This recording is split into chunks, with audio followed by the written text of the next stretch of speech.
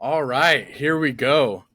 Finally doing the podcast after what seems like a decade of talking about it.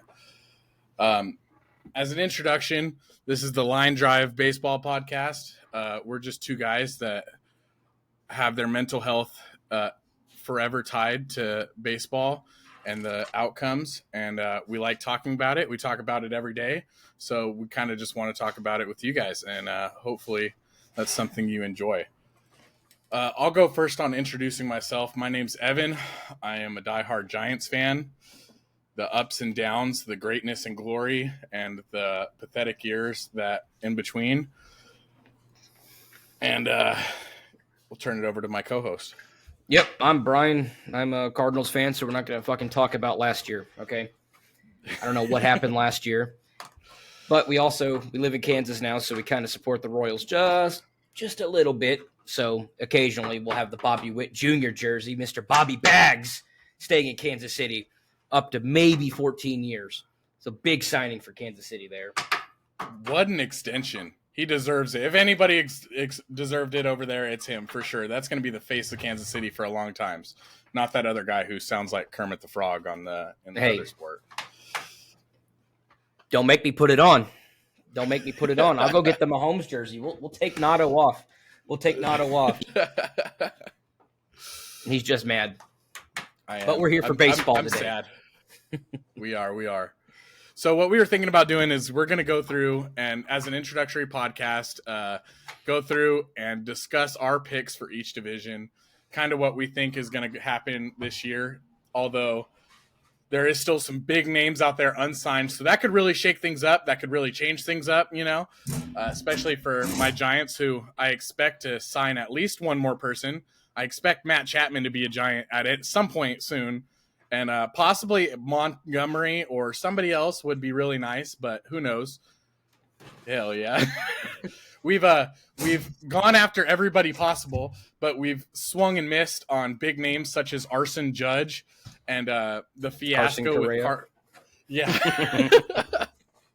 So it's been a lot of heartbreak recently for Giants fans, but we did make a couple of big signings. We signed Jung-Hoo Lee, who I believe is the second coming of Ichiro. He's going to have elite Jedi-like bat skills as far as his report says, and I've watched some tape, and it seems like he does, The way that he makes contact no matter what is pretty impressive, and that's the only person I can compare him to is Ichiro.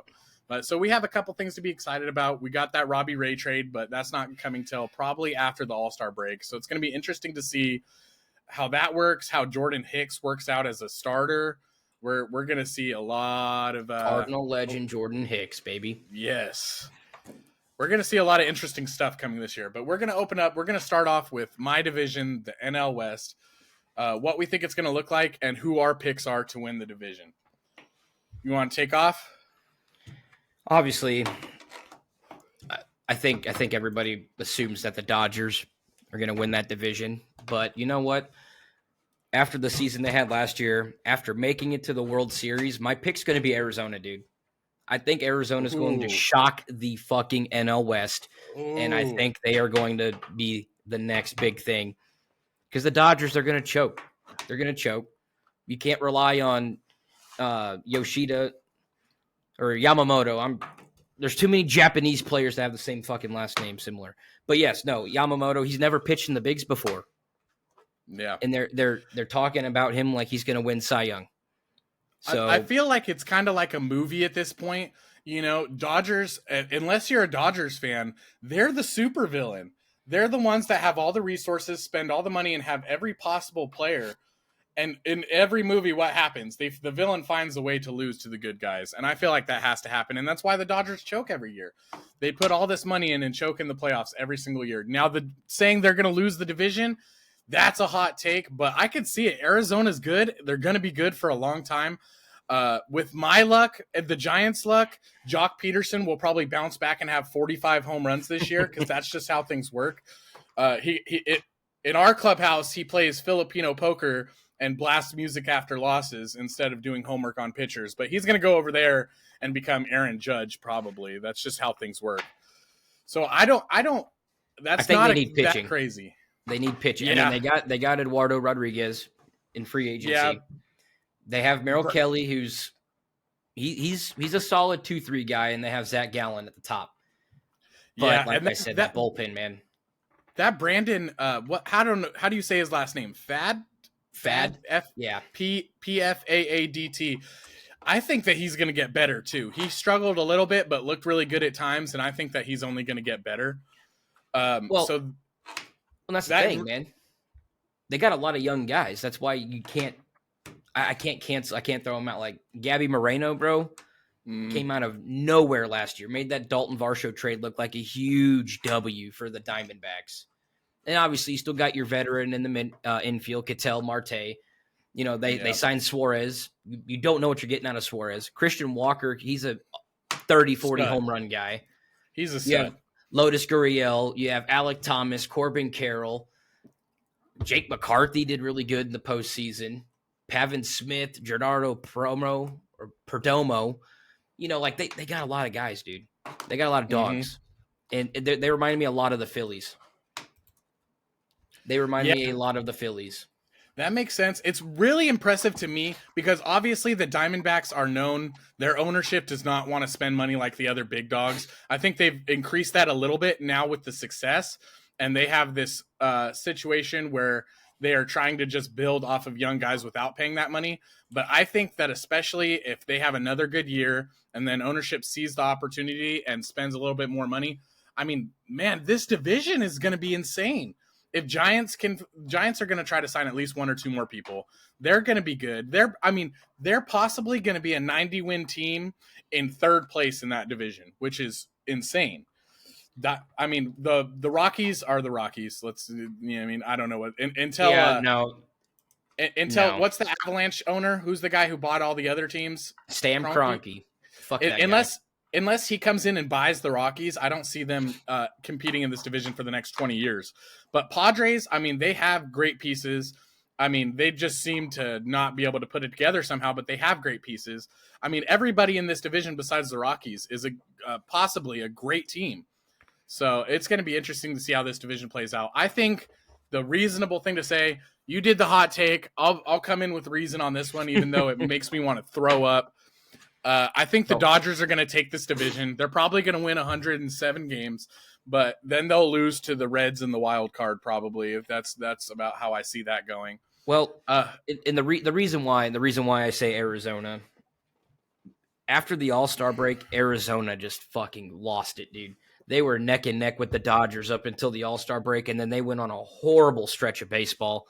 Even the Giants, because it was those top three teams. It was the Dodgers, the Diamondbacks, and the Giants. And then, the Dodgers kept winning, and the Giants and Diamondbacks, they started struggling, man. And if you have to play consistent baseball to keep up with the Dodgers, because the Dodgers are not going to go on a 5-game losing streak, yet alone maybe not even a 3 or 4. So if you get swept, that puts you in a big hole, and then you have to get lucky that somebody beats the Dodgers. But that's why I think Arizona could do it, especially, feeding off that energy from last year, getting deep into the postseason with that roster they had, going up against the Texas Rangers. Man, it'll be fun in the West, just not for Colorado. Yeah. Not for Colorado. I'm thinking our game plan, we're going to take the script from the Diamondbacks, the Phillies, these teams that how it seems these days is if you can get into the wild card, make it to the playoffs, and then fucking full fire from there, That's about, it seems like the strategy if you're not the Dodgers. I'm hoping the Giants do something similar. We have a really good young squad. Luis Matos has put on 25 pounds of muscle, it looks like. Dude must have been hanging out with Barry or something. He went from a skinny little kid to beefy, and he had a lot of warning track hits last year that died off, and those are going to be homers. Those are going to be dingers. So we've got him. We're going to see how Luciano pans out. We've got Schmidt backing up third and shortstop. We've got my favorite player, Patrick Bailey. Being the best defensive catcher in the league, snubbed for the Gold Glove in my opinion, but we'll save that for another podcast because I'll talk for 2 hours about that by itself. But we've got a good young squad. Kyle Harrison, I was reading a report the other day that his low end in predictions by MLB reporters, I think it was Kylie McDaniels, his low end is a good season with flashes of brilliance in his second year. And his high end, if he starts hot right off the gate, is a rookie of the year campaign. I mean, the guy just has some amazing stuff. The fastball and then his off speed, how it plays off that. I mean, he came in and just was making a grown major leaguers just whiff after whiff after whiff. And him and Logan Webb paired together could be a really elite pairing. But we're going to see how things go. This is all depending. My thoughts are all depending on us signing at least one more person. So, which I got some big names up there. I don't see how Matt Chapman's not a Giant before spring training. I can't believe it's gone this long. We've been linked to Jorge Soler now, which, I mean, if we add a 36 homer bat to the middle of this lineup, I mean, I'm going to be very, very, very happy. But we'll see what happens. Even a JD Martinez, man, if you're looking for a DH. Yeah. We just need pop, man. I can't believe this, but we have not had a 30 home run hitter since Barry Bonds. Is that insane or what? That is so crazy. That is so crazy.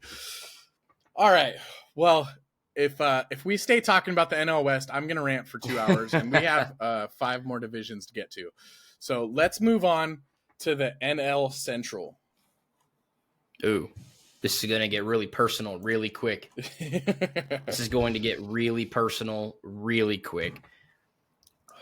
Honestly, in my opinion, the NL Central, as much as it pained you to say that the Dodgers are going to win the West, I think Cincinnati is going to win the NL Central.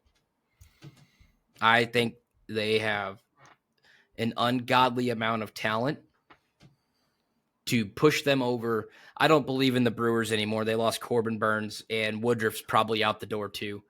They signed Hoskins. Probably. They signed Hoskins, but I mean, I could see him being a trade piece. The only saving grace for the Brewers this year is Chourio, and that's it. The Cubs, same thing. They lost Stroman. Even if they brought Bellinger back, I don't think they are going to be as good. I know St. Louis is going to have a better year. We're going to have a better year. We brought back Lance Lynn, Matt Carpenter. We got Sonny Gray. We got a lot of. We've revamped that bullpen too, man. That bullpen's going to be disgusting. Helsley's going to come back off injury. Gallegos is going to come back and do good things. He was just overworked last year with the bullpen. I think that was a big fall for the Cardinals. I'm predicting Steven Matz is going to be our ace, dude. If he could carry that energy from that second half last year, and who knows? Trevor Bauer wants to play in St. Louis. Brian wants Trevor Bauer in St. Louis. I want him because he is really close with Sonny Gray. You have Sonny Gray, Trevor Bauer, Steven Matz, Lance Lynn, and Kyle Gibson rounding out your rotation. Man, will be good. I think Notto's going to have a better year. Goldie's going to have a better year. My hot take for the Cardinals, though, is Gorman's hitting 40. Gorman's hitting 40 home runs. Whatsoever. I do not doubt that. Gorman is somebody that I have seen from the beginning. Pretty much because of you. You turned me on to a lot of the young Cardinals guys. I knew a few, but and he was on your fantasy team. Yeah. I dug into him a lot more, and man, it seems like he just needs to put it all together, and when that happens, he's going to be just a total stud. Just a total stud. And that Kenyon Middleton deal, dude, that was a sleeper move, dude. Kitteridge, too. Kitteridge is a great arm to add to your bullpen. He is a great arm. I didn't see anybody talking about that. Andrew Kitteridge is a great bullpen arm. Your bullpen is very much improved. I still think Tommy's getting traded. I think Donovan's going to be the guy in St. Louis on that end. I'm not sure what to expect out of Mason Wynn. He did really good in spring training. He got a lot of chances to play last year with the WBC and with all the big stars being, doing that. I still think Carlson might get traded as well. We have a stacked outfield with Edman, Burleson, Nootbaar, Jordan Walker. Even Brendan Donovan played outfield for us last year, so it'll be interesting to see what we can do. Matt Carpenter, I don't know what their expectations are of him this year, because obviously if it comes down to a DH position, I think you have to platoon Luken Baker in Matt Carpenter, given the analytics. And I hope Matt Carpenter, he's been working with Matt Holliday. He's been working a lot with Matt Holliday. So if he can find that 2019 swing, boy, let me tell you. Yep. But I think the Cardinals, I think they'll finish around 90 wins. I think they'll do a lot better than last year. But like I said, Pittsburgh will be Pittsburgh. Pittsburgh is the Colorado Rockies of the NL Central. But I still think the Reds are going to win. I think the Reds are going to win over 95. I think they're going to win over 95 games. I can definitely see it. They're a very good young team. Andrew Abbott. Oh, yeah. Their pitching squad, Graham Ashcraft is sneakily pretty good, Nick too. Lodolo before he got hurt. Yep. The only thing about them is their bullpen. They don't have that dominant bullpen like they used to. But yeah, they got a lot of – I was surprised they signed India back. I'm surprised they extended him. Yeah, he's got good young potential. He didn't live up to his potential this year. He kind of fell back down to average. I mean, his stats were pretty much exactly average in almost every category. But how he came into the league is probably what they're basing the extension, and that's probably why it's only 2 years. I thought that he was going to be a trade piece this offseason. That infield is so full of young talent. Well, they signed Calendario. They have Ellie, Encarnacion Strand, Marte. Don't forget about Marte. Oh, yeah, from the Mariners. Yep. Novelli Marte, Matt McClain, and Spencer Steer. I mean, where are you going to fit all these guys?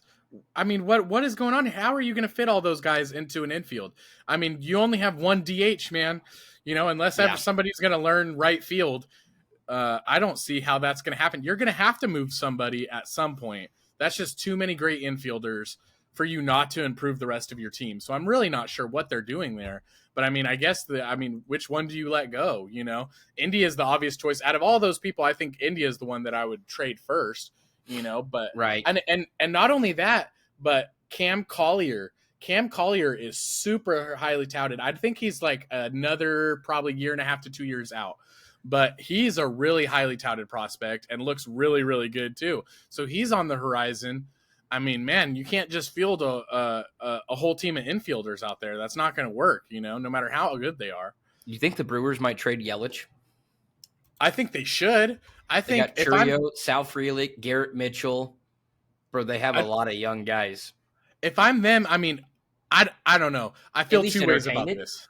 Yeah. I'll let that lead into my predictions here. I think that they're thinking the same thing as me, which I looked at this NL Central trying to make my prediction before we came on.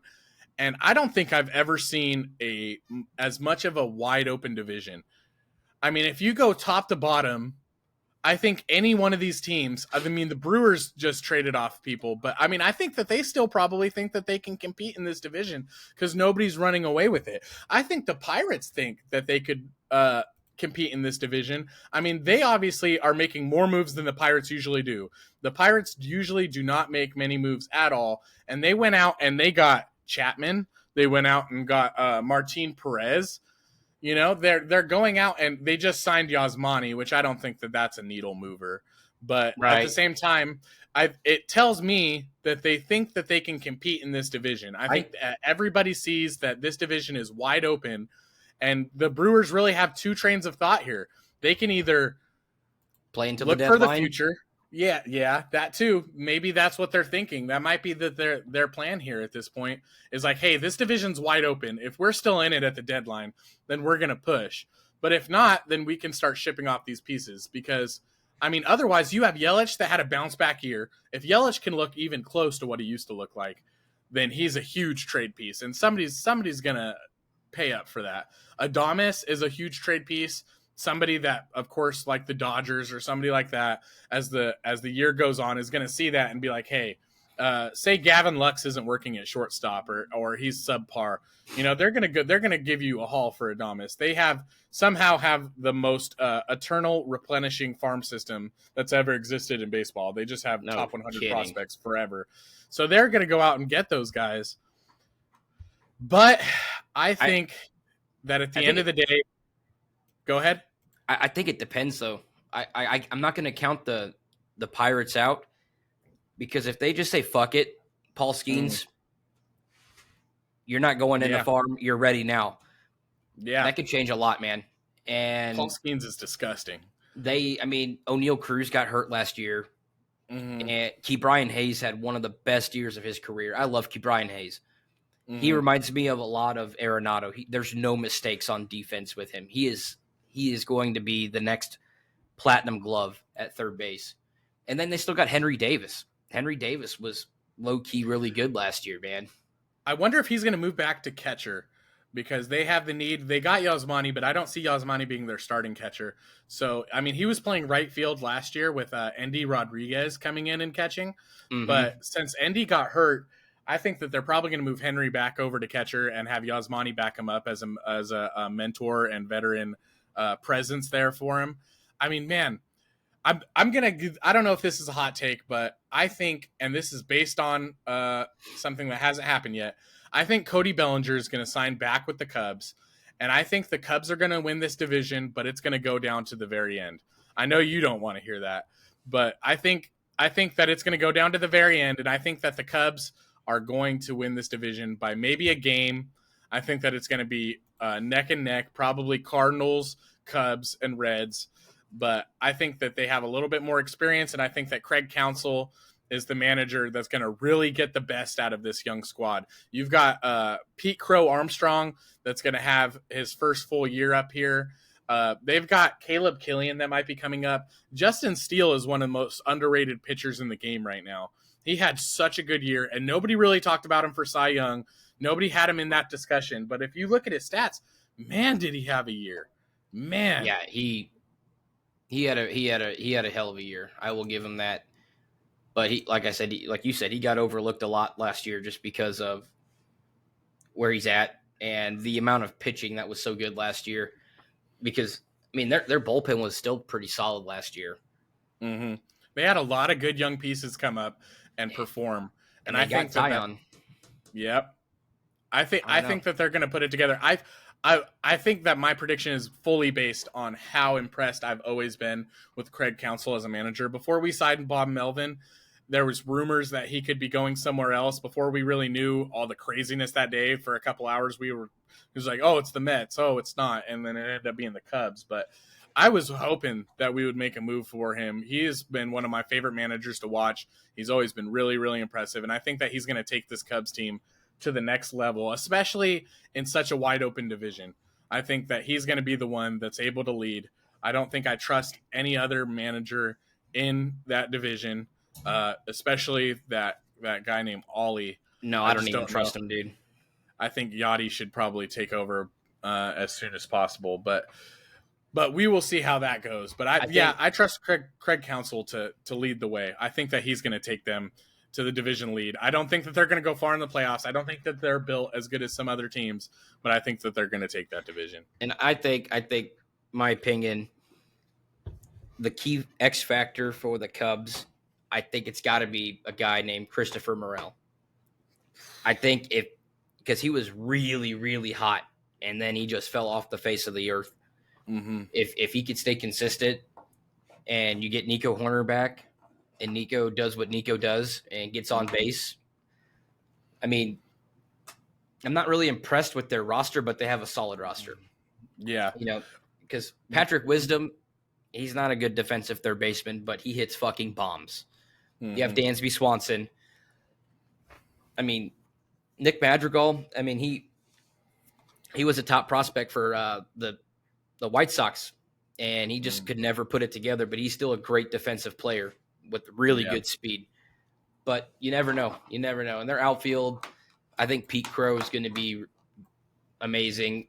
I think I like Seiya Suzuki, but they just have to put it all together. They have a lot of talent, but they're very it's always one person. It was always one person last year who carried a load. Like Burrell did it, and then Seiya got hot, then Dansby got hot. So if they could be consistent all year long, I think the Cubs have a good shot. But the NL Central, like you said, is so wide open, dude. You just, unless somebody goes out, like if the Cardinals go out and get Montgomery back, because there's rumors about them maybe wanting a reunion with Jordan Montgomery. Yeah, that could be one player could be the deciding factor. I don't think Bellinger going back to the Cubs would make them good. That's the only thing with Bellinger, dude.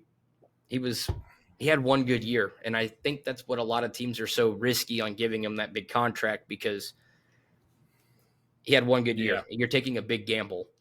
But like Yeah. if the Cardinals go get Trevor Bauer, I mean, Yeah. he pitched really well in Japan the second half of the year. The first half, he got sent down to their fucking dev team. But Yeah. man, it'll be interesting in the Central. Definitely. All right, let's move on to the last division in the NL here. Our predictions for the NL East. Now, I'll say that this might as well be a two-man race. That's what I'll say right off the bat. Marlins were good last year, but firing Kim, moving on there is just the most nonsensical thing that I could possibly think to do. I think that after a year like last year, you see a good young team that has all this potential. You're going to want to add to that. You're going to want to make moves, bolster that roster, come back stronger, and the one who put the roster together should probably keep their job, you know. But I guess that there was problems over there, and they're hiring a new man from the Tampa Bay Rays, and then somebody that Giants fans know pretty well in Gabe Kapler to be in their front office. So we're going to see how that goes. I mean, I could eat my words on that, but I just don't really see how that's going to work out for them. I think that they got worse, not better. Sandy, of course, is going to bounce back, it was impressive that they had such a good year with Sandy having a down year. I mean, they have pitching for days. Luzardo, obviously, breakout season. He was great. Rogers is a great pitcher. Max Meyer. You have Braxton Garrett. Edward Cabrera. Yuri Perez. I think Yuri Perez was on an innings limit last year. He's so young. He's so young still. I mean, ridiculous. He was good. They have a lot. That's the thing with the Marlins, dude. If you look at their pitching, bro, Sixto Sanchez, he's still solid. Yeah. He's still solid. Tanner Scott out of the bullpen. Trevor Rogers, Yuri Perez, AJ Puck, Max Meyer, Luzardo, Garrett, Edward Cabrera, Anthony Bender, Sandy. Bro, they still have a really good – and they're all young, dude. The only thing that worries me is they went and got Josh Bell. Luis Arias was amazing. But Luis Arias was great. Josh Bell doesn't do anything for me. I'm not impressed by that. If you're the main part of your lineup is Luis Arias, Jake Berger, and Jazz Chisholm. I mean, Jazz Chisholm is an above average player. I'll give him that. He can't stay healthy right now, but I don't think that he's the star piece. Luis Arias is your star piece. Jake Berger adds some pop. I really like Jake Berger. I'm not going to ever say that he's an elite player, but I really like him. But I mean, you're letting Jorge Soler walk. And there goes your pop. I mean, where else are you going to get it from? Josh Bell has some pop. I mean, Avisel Garcia used to be good. He was on the Brewers. He was good. I mean, he's completely disappeared.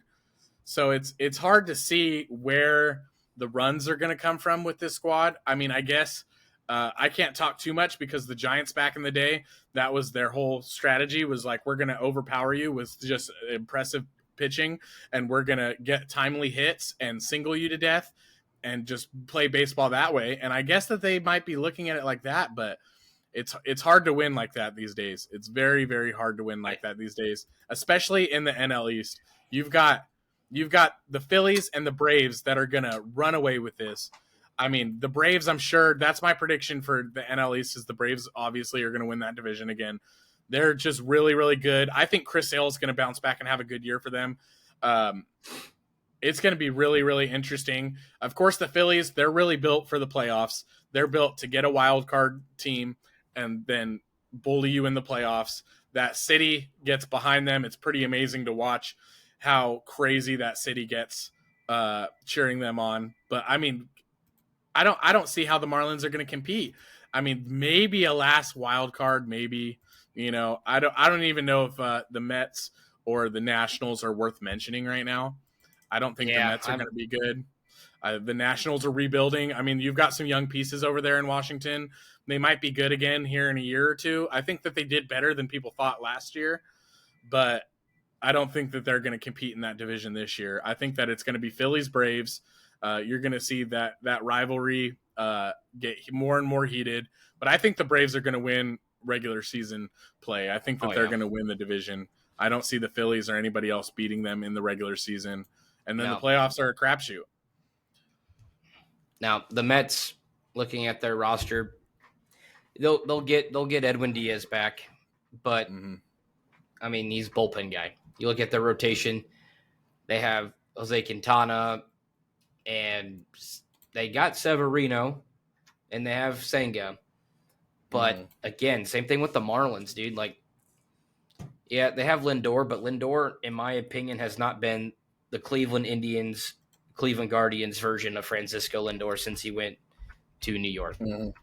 That's just my opinion. Ronnie Mauricio might be their highlight of the year, letting him come up and play. You still got Big Meat Pete, but I think they signed Bader, but if you look at the rest of the teams in that division, I don't think the Mets are better than the Phillies, and I don't think the Mets are better than the Braves. Honestly, if it came down to it, I would give Miami the edge over the Mets, and I just think that Skip Schumacher is a really good coach, and he did really well with what he had to work with last year, getting them in the playoffs. Yeah, I think honestly, I'm looking at the standings right now, and the way it ended last year is how it's going to end next year: Braves, Phillies, Miami Marlins, Mets, and Nationals. Yep. I think it's going to be an exact. Now, the Nationals, we could talk a little bit about them. They haven't really made any moves. I guess the highlight of their year last year was Cardinal legend Lane Thomas, coming out and showing out. But Joey Meneses was MIA. I will say this: it's not going to change their fortune next year by any means. But CJ Abrams is going to be a star. CJ Abrams is an incredible young player. If you sit and watch any of their games and watch him on a day in, day out basis, he is an absolute stud. He is so good. I mean, they have some young pieces coming from that Padres trade too. You have that, like Robert Hassel, for example, that are going to come up. These players are going to come up and be a part of this team, and they might be good in a year or two. But this year, I mean, I could see them beating out the Mets to not get out of last place, to not be last place. But really, besides that, I don't think that they're going to do much better. I'll be a little biased here too, on behalf of the Nationals. I'm curious to see what they're going to do at catcher. Yeah, they have two really good switch hitting catchers in Keibert Ruiz and Drew Millis. I'm looking at Drew's stats. Drew got called up. For you guys who don't know, I played ball with Drew growing up, so I've been following him. I felt bad that he got drafted by Oakland, but he got sent over to the Nationals when they traded for Yan Gomes. But he had 28 ABs last year, 1 home run, 6 RBIs. He batted .286 with an OPS of .839. That's not bad. That's not bad given, obviously, their starting catcher is Keibert Ruiz. So how do you see that playing out? I mean, you've got 2 good catchers. Keibert just got a huge extension. So unless they're thinking trade Keibert because he's the one that's ready now and then plan for the future, or do you trade Drew, convince another team like, look how special this kid's going to be? It's going to be interesting to see. It will be because he got called up last year. I'll never forget his first professional hit was against the Cardinals in spring training last year. But that's pretty funny. It didn't really count for anything, but yeah, that'll be interesting to see how that all plays out. Their other catcher in their 40-man roster is Riley Adams, but I think it's going to be between Keibert and Drew. They're both switch hitters, which is clutch in the MLB, having a switch hitting catcher.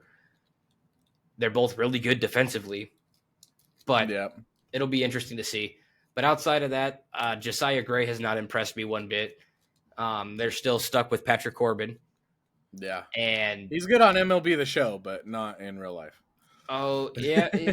Yeah, no kidding. When they give him his throwback cards. And then another guy who I'm surprised hasn't really amounted to much was Mackenzie Gore when they traded, they got him over from the Padres. He's had flashes. He's had flashes of looking really good. He's another guy that just hasn't really put it together yet. I mean, I think the book's still out on him. We'll see what happens. He's really, only 24. He's only 24. Yeah.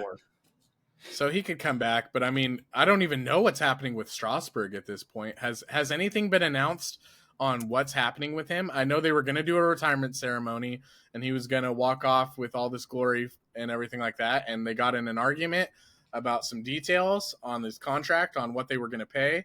And all of a sudden, everything's canceled. So, and I haven't heard anything since. Well, the latest transactions on this, it says Washington activated Strasburg from the 60-day IR. That was November 6th. See, that's interesting.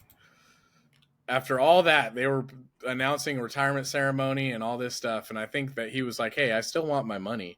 And they're like, oh, then we're not doing anything for you. Yeah, no kidding. No kidding. But like I said, the Braves will be the Braves. And I know we're going to discuss this on that's next up on the agenda, the MVP picks for the NL. How can you not pick Ronald Acuna to go back to back? That's all I'm going to say. That's all I'm going to say. I don't think Ohtani comes over to the NL. He's had surgery. I don't know. I think Acuna is going to go back to back, and Acuna is going to be the face of the MLB for the foreseeable future. 40-70.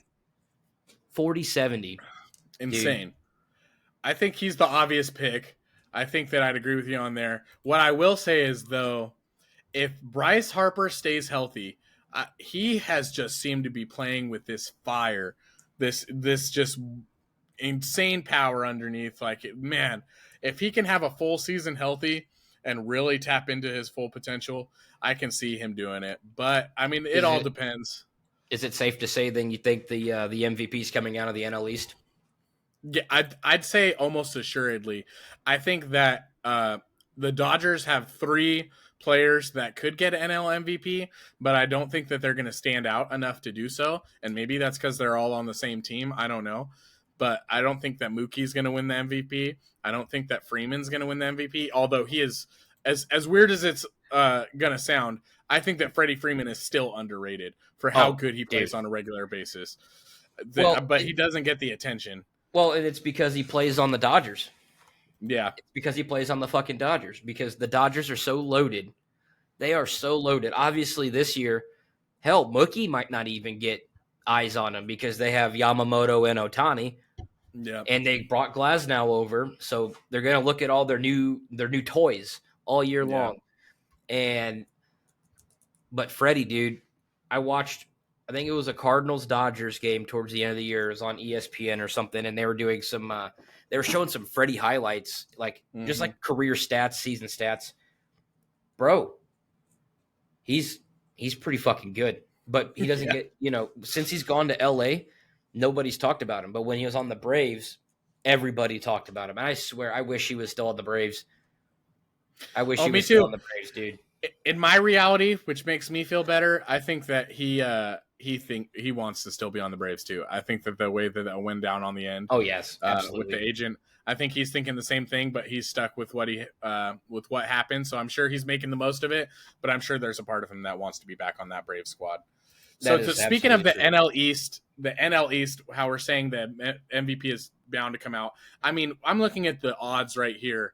And, of course, we've got the guy we talked about, Mookie, Shohei, and Freddie. But besides that, I mean, look at all these names. Acuna, Harper, Olsen, Trey Turner, Austin Riley, Francisco Lindor, Pete Alonso, Michael Harris. And we could keep on going. I mean, the only other people that I see having a chance, they have Goldschmidt on here. I don't think that that's going to happen. Arenado is on here. I'm not going to say it's impossible, but I don't really see him being MVP material. No. Manny Machado, maybe if he had just an awesome season, but I don't think that's going to happen. Yeah. The only other person I could see on here that was in the running this year and will be again probably his entire career is Corbin Carroll. Corbin Carroll is always going to be an option there. He's just such a good player in all facets of his game. He's incredible. Speed, fielding, if you get a little bit more pop in that swing. Yeah. Crazy. And the Giants drafted Hunter Bishop. Anyways, I don't want to cry on the podcast. Let's continue on. So if you had to pick a dark horse NL MVP, is there somebody that stands out to you that people may not think of as an MVP, but may surprise everybody? Again, it's going to sound biased, but outside of your big guys like your Acuñas, your Freemans, your Mookie Betts, if I had to pick a dark horse, I wouldn't consider Corbin Carroll a dark horse anymore. But if Nolan Gorman could put it together, dude, if he could put it together, I'm telling you, man, all you have to do in this league is hit a lot of fucking home runs and be clutch, and you can get some MVP votes. Yeah. But I don't really see. It's hard to tell because there's so many good players that the dark horse, they would have to have an incredible fucking year for 162 games. That's the thing. I mean, a lot of the guys that I would pick are rookies like Churio, but I'm going to save him for Rookie of the Year. I think he's going to win Rookie of the Year, and who knows? Maybe Bellinger if he comes back to the that'd be my dark horse. Would be my official pick. Will be Cody Bellinger if he comes back to the National League. I think mine, when I'm thinking about it, I mean, this isn't a super dark horse, of course, because I don't think that there's very many of those in the NL. But I think that the one that people aren't really thinking of is Tatis. I think Tatis bounced back last year. I don't like the guy. I'll just be plain and simply honest. I don't like him. I don't like him at all. He's not only has a bad attitude, but is also a cheater now. So Ringworm. It is what it is. But I'm gonna be honest, and I'm gonna look at this and try to give my best prediction would be Tatis. You know, he came back. He's playing outfield wonderfully. And if he comes back and has another amazing season, and say the Padres do way better than people are thinking, and they make a deep playoff run and everything works out like that, then I think that would probably be my dark horse pick for MVP. I hope it doesn't happen. I hope that he continues to make bad decisions because that works out for us. I hope that their clubhouse continues to be toxic, and Machado and Tatis continue to bicker and fight about everything. You know, I hope all those things happen. But so you know what? Then I'll since Cody Bellinger is a free agent, I will not pick him for the NL MVP. My dark horse will be JT Realmuto. Ooh, nice. I'll switch it up. I'll switch it up to a player that's actually going to be playing in the National League because who knows? Bellinger could go to the Oakland A's. He'd go to any American League team. But my dark horse would be JT. JT is another one of those players that doesn't get enough eyes on him, and he's arguably, in my opinion, one of the best catchers in the game right now. Definitely all around up there. I agree. I mean, dude, according to MLB The Show, motherfucker's got like 90 speed. Okay. Yeah, that might be exaggerated a little, but he can steal bases. He's great on defense. He's got a good bat. I definitely think that he's underrated, and I can definitely see that. I think that's a pretty good pick for dark horse. Forgot about him. I'm like, let me think. Let me get in the brain compartment here. Right. We get up next to the AL West. Yeah, let's move on to the American League. So we'll start out with the West again. Of course, we probably are both going to pick the Oakland Athletics. No, I'm just playing. Damn it, that's who I was going to pick, man. Oh, man. So Jose Altuve with that extension right now, huh? They're making him a forever Astro. Here's my take. Obviously, this is a prediction, so I can't say, well, if this happens, because we're going to pick now. Honestly, I'm really loving what Seattle's done this offseason. They went out and got a lot of good pieces. Like I told you the other day, they're linked to Bellinger and Blake Snell. But we're not going to base off of if they get him because right now they don't have them. They only finished 2 games back last year. They went on a 4-win, 6-loss last 10, which kind of hurt them. I mean, hell, they stayed up with Houston and Texas, the Rangers. I'm gonna think Seattle's gonna. I think they're gonna do it. I think Seattle, Logan Gilbert, J-Rod, they got the pieces that I think that I don't know. I would pick the Rangers, but right now they don't have Jordan Montgomery, and they also don't have Jacob deGrom right now. Mm-hmm. But if they get Cy Young deGrom, that pick might change around the trade deadline, the All-Star break. But off of their roster right now, I'm going to go Seattle. Yeah. Man, this is a hard one for me to think about because it could go either way with Astros, Rangers, Mariners. I mean, Astros are the Astros. They're good every single year. They've still got their pieces. I think next year Bregman's going to leave. That's why they signed Altuve. I think they're going to re-sign Tucker. I think Bregman's going to move on. You got to think also they did lose Neris. He's a free agent, hasn't signed yet. But Maton is going to the Rays, I believe. I don't know if that signing was ever made official, but it was pretty much. They're losing Maldonado. I don't know what's happening with Stanek. But, I mean, they've lost some pieces to their bullpen, but their rotation is as good as ever. Framber Valdez had a fantastic year. It's really hard for me to predict against the Astros winning that division, and I think that's what I'm going to predict. Again, we don't want to make predictions on what we think is going to happen because I think the Mariners are not done making moves. Well, I think that they're going to sign another piece. Dude, their top 4 arms in their rotation right now. They have Luis Castillo, Logan Gilbert, George Kirby, who pitched really good. Yeah, I know we hate using him on MLB The Show, but he did really good. And they have Bryce Miller. They have Andres Munoz in the bullpen.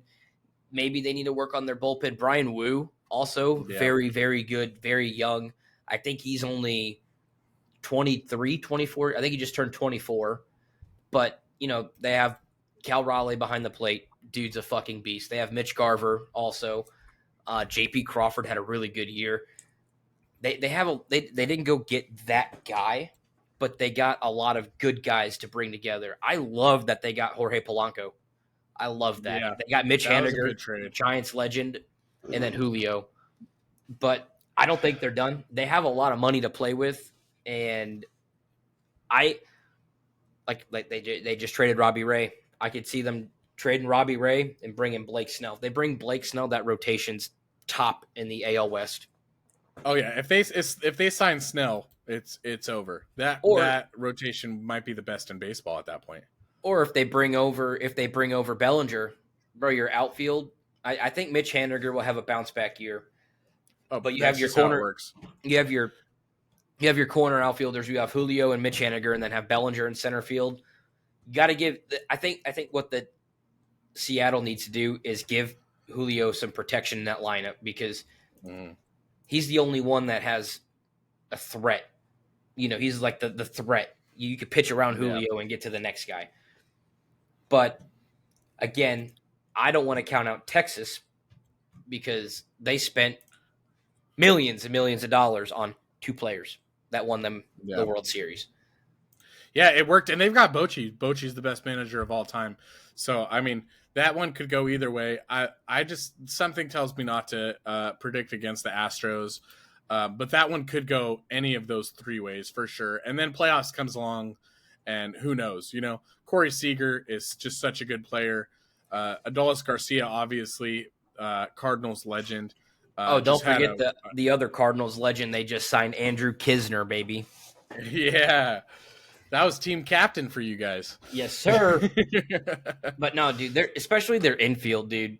They have Jonah Heim behind the plate. He's really good. Josh Young's going to be a stud. Nate Lau had a great year. Seager, Semien, Evan Carter, Adolis Garcia, and Leody Taveras had some flashes, but their pitching worries me right now because I thought for sure they were going to re-sign Monty. I thought that was like a foregone conclusion, and the fact that they haven't, I know that they lost their media rights deal, something along those lines. I don't know the details, but that hurt their spending capabilities, so maybe that's why. But I thought for sure they were going to re-sign Monty, and the fact that they haven't may be why I'm putting the Astros first. But when it comes to playoff time, Bochy is the most clutch manager ever. So I think the only thing the Rangers have done this offseason, I know they went out and signed Kirby Yates, and I think Andrew Kisner, and they extended Adolis Garcia. So they haven't. I mean, can't really say they haven't went out and spent money. I mean, they went and got DeGrom, Evaldi, John Gray, Max Scherzer, but DeGrom, man, he's Tim Lincecum 2.0. Yeah. You know, he's got all the talent in the world, and he keeps getting hurt. Scherzer's kind of on the tail end of his career. I know he was hurt a little bit with the Mets here and there. Then they ended up getting traded, but I mean, they're in the opposite position of the Seattle Mariners. The Mariners have the pitching, the Rangers don't. The Rangers have the pop, the Mariners don't. So it'll be unless they're just relying on their offense to win them games. But again, going back to the Astros, Bregman, he's been kind of falling off, and Verlander, he's getting up there. He's getting up there. He wasn't as dominant last year either, but I mean, they arguably, hands down, have the best bullpen in baseball now. With Brian Abreu, they brought over Josh Hader. That's just not fair, man. Hader, adding Hader to that bullpen. I mean, Abreu, Presley, and Hader are all closers in their own right on almost any other team. Obviously Hader, but Abreu and Presley are so impressive. You've lost Neris, and lost Maton, which, I mean, I don't know if the early bullpen will be a problem in that way. I don't know if JP France is going to be used as that swingman guy again, which he had some success last year.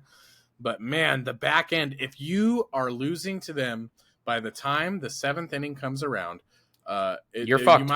You might as well pack up your shit and go home. Just kind of call it mercy. The only thing, my thing with the Astros, though, if they're going to be dominant, I think Jeremy Pena has to step up and have a better year. He didn't do shit last year. I mean, he was good, but whenever you make your debut at the end of the season and get into the playoffs and get the MVP and everything, it's really hard to follow that up. And I mean, in the 2023 postseason, he only batted 200 and his OPS was 463. That and 40 at bats. He only batted 200. Yeah. And in the regular season, he only batted 263. His OBP was 324 with an OPS of 705, and he only hit 10 home runs. Yeah. He hit 4. Let's see. So he didn't hit any home runs last year in the postseason. So in his MVP postseason, he had 4 home runs in that postseason alone, and last year he had 10. He had 10 home runs. So yeah, that's brutal. He's going to have to figure it out. I'm sure he will. The only thing that I think the Astros are lacking is in the catching department. Their catchers are Victor Caratini, Yanier Diaz, and Cesar Salazar. Mm-hmm. Who? Yeah. Who? Right. I know Victor Caratini, but yeah. No. Career backup Victor Caratini, Yes. I mean, yeah, I don't see where they're going with that, but I mean, I'm surprised they let Maldonado walk. Maldonado seemed to be a favorite for their pitching staff. He was part of plenty of no-hitters, very valuable. He had no bat, but you know how Maldonado is, bro? Kansas City, Houston. Kansas City, Houston. Kansas City, Houston. He backs and forths between both of those fucking teams because he was on the Royals. I think, was it last year? He was on the Royals, and the Royals traded him back to Houston. Maldonado? No. Yeah, Maldonado was on the Royals. Was he? I didn't even see that. Okay. Let me check and make sure I'm not. Martin Maldonado. I know he was on the Royals. Because now he signed with the White Sox, too, this offseason. He was on Milwaukee. Okay, he was on KC for a year. Okay. Well, in 2019, he was on 3 teams. Checks out. But he did play for the Royals. It was weird because, like I said, he played on the Royals twice. Um, I think the reason why it's not showing up in there is because I remember they signed him before they signed him in the offseason, and before spring training even started, they sent his ass back to Houston. Oh, okay. So he didn't have any like career stats for that year with them. But I know he's been around Kansas City, but Yeah. I'm not sure what the hell why they didn't bring him back. I mean, obviously he's a defensive catcher and he's got a little bit of clutch, but He I don't just know. seemed to be. I mean, I would always think that being a part of so many no hitters that he has, that there's something going there. That he's obviously leading those pitchers in a good direction, but maybe they know more than we do, and maybe the bat's too much of a liability because the bat's non-existent. It's just not there, And they had Corey Lee behind him for a long time, and they gave up on him too, shipped him off to Chicago. So Corey Lee's gone, and now Maldonado's gone. I mean, I don't know. Maybe Carantini is more valuable than we're thinking here, but otherwise, I really don't understand. So before we move on to the AL Central, let's talk about the Oakland A's. The only two relevant people on that team are Esteury Ruiz, who's going to have 80 stolen bases this year. I'm predicting that right now. And Brett Rooker, who I think is going to have at least 30 give or take. Seth Brown's okay. Miguel Andujar, kind of washed at this point. Aledmus Diaz, Cardinal legend. Basically, the Oakland A's are the AAA team in the MLB, in my opinion. I will say, though, a player that I am really, really impressed with, and I think he's going to do really good, Tyler Soderstrom. Oh, yeah. I think he was their 26th overall pick in 2020. Yeah. Future Yankee, for sure. And we can't forget, while we're talking about the Oakland A's, they signed San Francisco Giants legend Alex Wood. That's about it. Oh, man. I don't know if it's possible to get worse as an organization when you're the Oakland A's, but signing Alex Wood might do it. I'll tell you that much. I mean, what I am going to predict will happen is Ross Stripling is going to have a good year. We traded him to the A's for was it Jonah Cox, I believe was his name, speedy minor league outfielder, young guy. But Ross Stripling was working on a new pitch. I was expecting him to have a bounce back year in our rotation. I don't think that he's going to be a Cy Young or anything. Ross Stripling. Oh, there he is. I was like, I don't even think he's on their 40-man roster. I think that he's going to have a bounce back year. I think that he's going to do really well. I'm going to interested to see this curved slider thing he's talking about. He's talking about something called a death ball.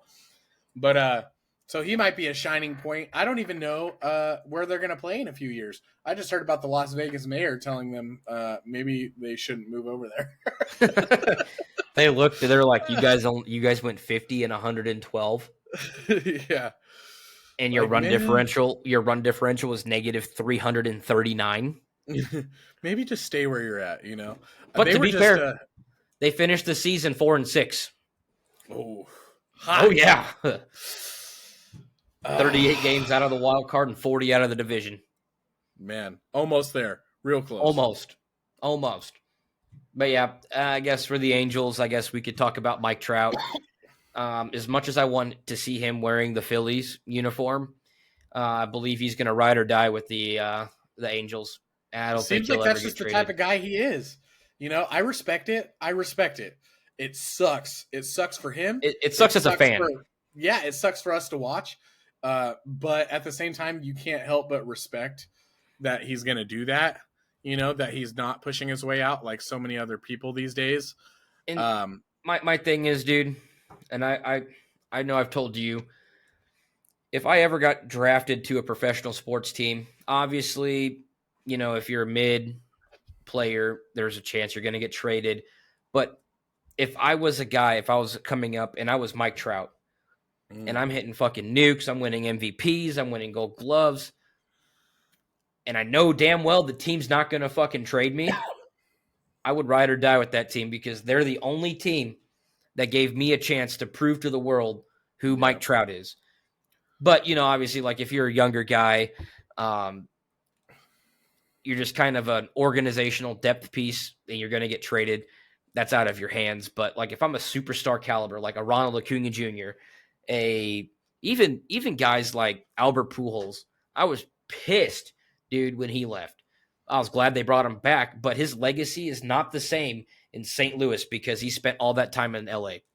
Yeah. He's obviously going to be a Cardinal Hall of Famer. He's obviously going to be in Cooperstown, but had he had stayed like Yachty did, had he had stayed like Waino did, bro, they would have retired his number after his last at bat, dude.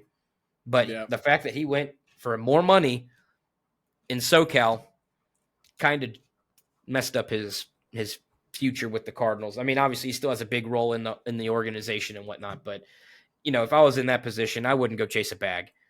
You're already making hundreds of millions of dollars. Money can't buy everything. I get money's nice, but fuck, dude. You're going to LA. You're going to LA to play in LA to make more money, but realistically, you're losing more money because California is fucked and they take all your goddamn taxes out. Yeah. Oh, believe me, I know. Ain't that the truth? That will lead us into the AL Central, I believe. We'll talk about Kansas City. Kansas City, Bobby Witt Jr., face of that franchise. I'm so glad they brought him and came in and talked to him and gave him that fucking deal. It's up to like 14 years, I think. I think he's got at the end some player club options or whatever. But Bobby, welcome to Kansas City. I think Kansas City, in my opinion, we're going to talk about who's going to win the division. Kansas City last year, 56 and 106. This year, they're going to win 90 games. I'm telling you, they're going to win 90 games. As hot of a take as that is, I'm not going to argue with you on that because I think they're going to win 90 games. They added to that rotation. Nick Anderson is young, up and coming. Nick Anderson, Seth Lugo. They'll have Cole Reagans coming up, Brady Singer, Will Smith, Chris Stratton, Michael Wacha, Kyle Wright. Who else did they bring over? Vinny Pasquantino, stay healthy. That's a big piece right there. Nick Prado, Bobby Witt Jr. They brought Adam Frazier. Hunter Renfroe. Garrett Hampson. Oh, yeah. Dude, I'm telling you, dude. I mean, the AL Central is so similar to the NL Central. It is up for grabs. But Minnesota hasn't done anything. They've lost players. They lost their Cy Young, their ace, to the Cardinals.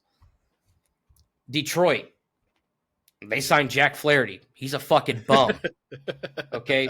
Cleveland, they traded away one of their good pitchers for somebody who can play first base. Yeah. And the White Sox are the White Sox. They lost Lance Lynn, Tim Anderson. They've lost like everybody. No. But like I said, you never know if one of those sleeper teams or one of those sleeper picks go to one of those organizations like a Jorge Soler, a Cody Bellinger. If Blake Snell's got the fucking balls to go pitch in Kansas City, dude. But I wouldn't touch the AL Central with a 10-foot stick if I was a free agent these days. Kansas City might be the only destination that looks even close to good. They did sign Will Smith too, so that pretty much guarantees them a World Series. Yes, sir. So we're gonna see how that goes. I mean, the AL Central has got to be the worst division in baseball, right? I want to agree with you there. I would agree on that. I mean, man, just in a sense. Now, my thing is, I think the future of the AL Central is going to be really good, but we're not there yet. The Tigers, they have a lot of great pieces. Yeah, I think the Tigers are going to be really good. I think Scott Harris was under Farhan Zaidi over here. He's a great mind for baseball. I think that he's going to take that team and make them good, but he's even said publicly, he said like, hey, this is not going to happen overnight. We're making pieces that are going to make us sustainably good in the future. And I think that that's what they're going to do. But I mean, as of right now, I mean, nobody's like, oh man, our next stretch is against Detroit, the Twins, and the White Sox are our next 9 games. No, teams are thinking, oh, our next stretch is Detroit, Twins, and the White Sox. We're going 8-1 at worst. Like this is going to be a breeze. I think they signed Kentai Maeda. Yeah. I think he came over, but I mean, he's 35. He's not going to be a game changer. They brought Mhm. Shelby Miller, Cardinal legend. I think if they want Giants to do legend. Cardinals legend first, buddy. I think if the Tigers are going to be good, Matt Manning and Casey Mize have to develop. I Matt mean, Manning didn't do bad last year, but mm, Casey Mize, he's only 26, and his career regular season 7-13. Scooball has to step up too. I mean, he's supposed to be the ace of that squad, and he was hyped up for a long time, and he's just not lived up to expectations, especially when you lose Eduardo Rodriguez. Spencer Turnbull at one point was a really good pitcher for them. He obviously has had a couple of down years, and I saw that he just signed with the Phillies this morning. But you lose the most of your guys. You lose a couple of bullpen guys in Boyd and Cisneros. You sign Chafin back, so we'll see what he does. But I don't think that that's a difference maker. I think Scooball got hurt last year. I'm looking at his 23 regular season. He was 7-3 with a 2.8 ERA, and he had 80 innings and he had 102 strikeouts. So he was really fucking good last year. I don't follow the Tigers that much, so I'm assuming if he pitched 80 innings, he got hurt. But Yeah. in those 80 innings, 7-3 with a 2.8 ERA with 80 innings and 102 punchouts, you extend that over the course of 162 regular season games. Maybe he only had 15 starts last year. So right here, it looks like Detroit's rotation had some injuries. Matt Manning fractured his foot twice. Casey Mize was rehabbing from Tommy John, and Tarek Scooball missed the first half, so he had flexor tendon surgery. Let's see here. July 4th onward, though, he had a 3.3 WAR, 2.0 FIP, 2.56 xFIP, topped all starters with 30 innings pitched or greater. So, yeah you're absolutely right. He looked pretty good. So, hopefully, if he has a full year, he'll just continue to get better. But, I mean, you replaced Eduardo Rodriguez and Spencer Turnbull with Kenta Maeda and Jack Flaherty. And I just think that that's a net negative. I don't see that making your team any better. Flaherty went 8-9 last year with a 4.99 ERA with a 1.5 WHIP. That's not. He has good starts every once in a while, which keep on perpetuating this idea that he's a good pitcher. He went over to Baltimore. They sent him to the bullpen. They're like, hey man, who's this guy that you guys sent us? One win, 3 losses, 6.75 ERA in 9 games. Ugh. In 9 games, he let up 26 earned runs. 7 of those were home runs, 4 hit by pitches. His opponent's batting average was .311. He got fucking torched. And I thought, honestly, my honest opinion, he's on the Cardinals, right? And we sent him out. We got a good haul. We got a really good haul. I think Drew Rom's going to be really good. But he was an expiring contract. The Cardinals did fantastic with all their expiring contracts. They got so much fucking depth. But I thought Jack was going to do really good in Baltimore. And I thought, with that young team that Baltimore had, I thought he was going to fit in really good. With them moving left field, that's a very, very pitcher-friendly ballpark. Mm-hmm. But, again, he didn't do anything. The only other offseason move that I think the Tigers did was sign Carson Kelly from the Diamondbacks. But Jake Rogers, he had 21 home runs and 49 RBIs. He batted .221, but, the batting average doesn't mean shit in baseball anymore, because if you can hit 20, 30 home runs, look at Kyle Schwarber. Mm-hmm. Joey Gallo. Man, Schwarber's so interesting. I mean, he's literally strikeout or homer. I mean, it's insane. But that's a gamble you would take. Oh, yeah. I mean, when it's Schwarber doing it, the amount that he's doing it, I take the gamble. When it's Gallo doing it only half as many times, I think that he might want to go play softball. But and the other thing with the Tigers, bro, Javier Baez. Mm-hmm. Javi Baez. Bro, I'm looking at him last year. He didn't do good. He only had 9 home runs, Evan. 9 home runs, He's just gotten worse and worse, man. 59 RBIs. I was watching a clip the other day, a little YouTube video of the balls that he swung at. It was just a collection of just outlandish. It looks balls like Ben on MLB The Show. Yeah, dude, it was so bad. I was like, holy shit. He swung at one that bounced off the dirt. He almost hit it on his backswing because it bounced up. Dude, here's his slash line from last year. 222 average. His OBP 267. His OPS was 592. Yeah. And it's not like he's playing platinum glove defense either. Yeah. But he's going to have to fucking step up because I'm telling you, dude, it's like the Cubs got the best years out of Chris Bryant and Javi Baez. And guess what? Chris Bryant and Javi Baez said, peace out. We're going to go get a bag. And, bro, they haven't been relevant since they won the World Series in 2016. Yeah. Now, on the flip side, I will say I think the MVP, it's going to be a toss-up for the Tigers this year, Torque or Riley Green. Torkelson had a really good fucking 31 and 94. He had a really good comeback year. He's only 24. I think that Torkelson has the higher ceiling. I think Riley Green's going to be consistently good, but I think that Torkelson, if he can put it together, is going to have the higher ceiling. I think he projects as a Paul Goldschmidt at first base. If he can actually put it all together, he's got the pop, he's got the hitting tool. Oh, I agree. He's but still ridiculously young. I think with Riley, or I think with Torque, I think they called him up early. Yeah, because he struggled, dude. He struggled, and last year he just kind of put all the like I said, he had 606 at bats, so he had a really good amount of at bats last year. He had 31 home runs, 94 RBIs. He only batted 233. Mm-hmm. His OBP was 313, and with the 759 OBS or OPS. But I mean, if you look at, like I said, analytics in baseball these days, nobody gives a shit about batting average. All they see is 31 home runs, 94 RBIs. So you can hit fucking tanks. And like I said, he's still only 24. He's still only 24 years old. But I feel like he's been in the league more than that. Yeah.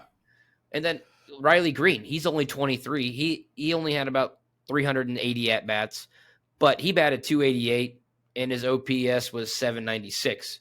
And he's a really good fucking defender. And like I said, he's only 23. Yeah. And this is what we mean by the Tigers are going to be good. They've got a team that's building to be good in the future. Don't forget about MaxiPad. It's just, yeah, that clip was great last night.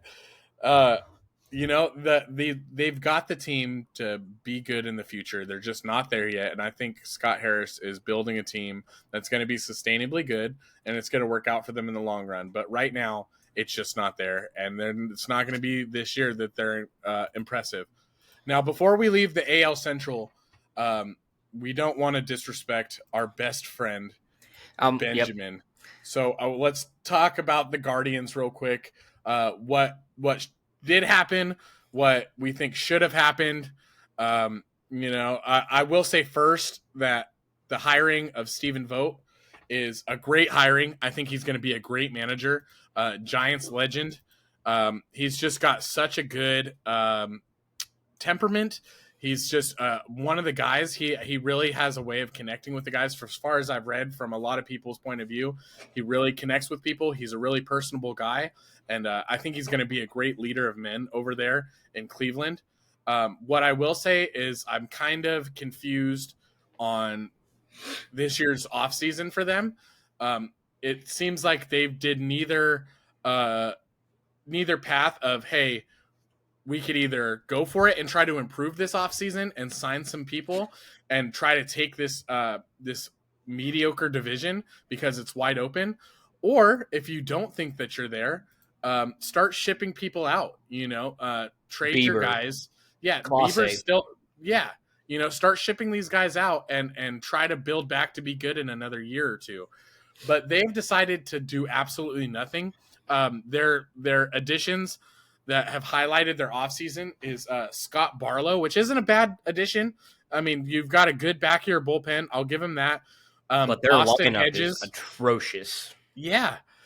I mean, the highlight that I will say, right? The highlight that I will say is they have 3 young studs on their rotation. They Gavin have, Williams. Gavin Williams, Oh, Logan man. Allen, and And Tanner Bybee. Tanner Bybee. I've always called him BB, but it's Bybee, as Ben corrected me. 10-4, 2.98 ERA for Tanner last year.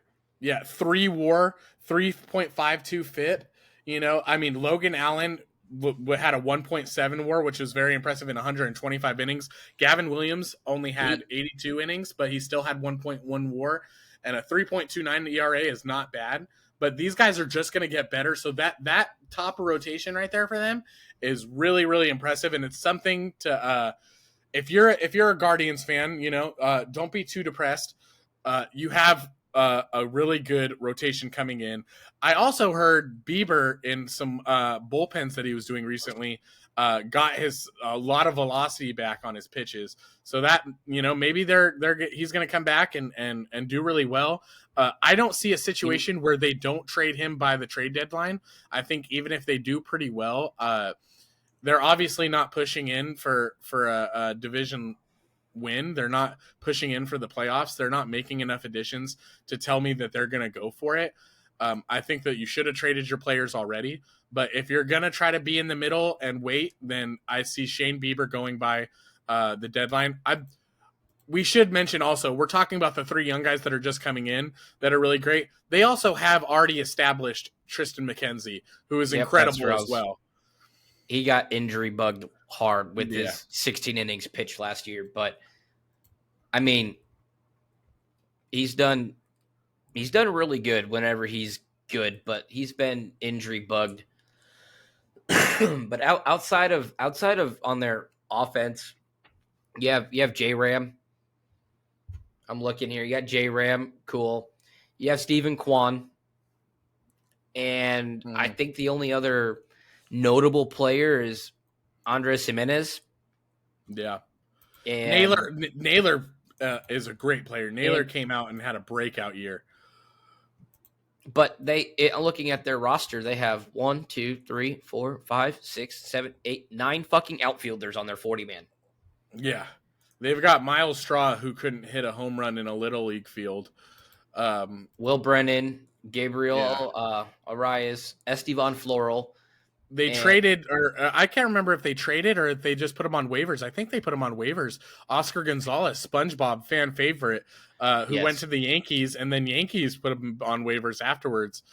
I think that was one of their best young guys, and I didn't really understand that either. But I mean, man, I don't know. I just don't see this team doing much. I don't see any really upside to their season. Curry's really good too. I'll give him that. 6th man pitcher type of thing. They signed Cincinnati swingman Ben Lively to help out. But man, I mean, again, this division is weak. Anybody can take it. It could just be who gets hot. Their bullpen and pitching staff, it could carry them in a division like this. You got Karinchak, you got Stefan, you got Morgan, you got Clase. I think they got rid of De Los Santos, but Barlow, I mean, De Los Santos, I think he's still on there. I want to say he left. I want to say they got rid of him, but De Los Santos, Devison. No, or do they have the bullpen, the pitcher. Okay, yeah, they have a De Los Santos. He plays infield. That's why I was. Okay. He's only 20. I think I knew who you're talking about though. But yeah, I mean, they've also got Arias and Raccio. I don't know how to pronounce his name, but I've seen the name plenty of times. I mean, they've got young guys coming up. They've got Bo Naylor, who really, I think, in my opinion, has been underwhelming. I thought that he was hyped up a little bit more than what his game turned out to be, but he still is growing and is young. So, I mean, I don't know. In this division, like I said, it could carry them to a division title because the pitching staff might be enough because this division is so weak, but I just don't see it. And we could hit the White Sox really quick. Looking at the roster, they're better than Cleveland. They went and got Paul DeJong. I mean, another guy, if he makes contact, it goes far. They got Nicky Gi- Lopez, Yohan Hey, Moncada. If he can come back, legend Paul DeYoung. facts. You forgot. They still have Andrew Vaughn. Andrew Vaughn, he did solid last year, but he's at that point in his career where he was scouted as such a high prospect. It's time to do something. Time to take off. He's 25. But their outfield, they have Benintendi. He's been solid his entire career.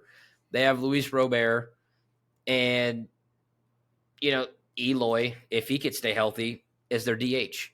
But Eloy, he only had 18 home runs last year. And on the pitching side of things, I mean, they're not too terribly, fucked or anything like that. My only concern is with them in the position that they are in. I think if they move on from Dylan Cease, I think it's a full rebuild. Yeah, because I'm surprised that they Cease, didn't already.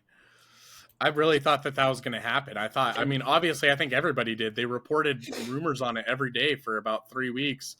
And I think they're waiting to see where Blake Snell goes, because I think Blake Snell would be a cheaper option, because I've heard I watched an interview with the Atlanta Braves front office, and they straight up came out and said, the reporter was like, why haven't you guys gone and got Dylan Cease? And he straight up said they're asking for a ton for Dylan Cease. But, he's got team control for a couple more years, and I honestly feel whoever goes after Dylan Cease is going to be desperate, and they're going to overpay. Yeah. Yeah. I mean, at this point, maybe they're going to go into the season with him. Maybe they're going to do a trade deadline thing. That seems to be where a lot of teams are headed. They also added Soraka and Schuster from the Braves. And those are two pieces that might really help them in their rotation. Oh, yeah. Absolutely. They might be thinking the same thing. I mean, we've been repeating ourselves over and over again. This division is winnable by almost anybody. It does not take a lot to win this division. So maybe they're in the same thought of like, hey, if we're not going to get the mega haul that we think Cease deserves, then we're just going to hang around and see what happens during the year. And if things aren't going our way, we'll just get rid of him at the trade deadline. They still have Robert, which is a great leader of the team. They still have the capability of winning this division. And I think, honestly, if they're asking for an arm and a leg, I can see exactly what happened with Ohtani happening with Dylan Cease, where I think he's got 2 years left under team control before he hits free agency, if I'm not mistaken. And then, I thought Ohtani would have been a perfect trade piece 2 years ago, because you could get more. You get more because you have that extra year of control. And then they went with them. They knew they weren't winning the fucking division, and they really thought they were about to take a wild card spot. They go into the next year, and I'm like, okay, this is the year, right? This is the year Ohtani gets traded. You have to trade him.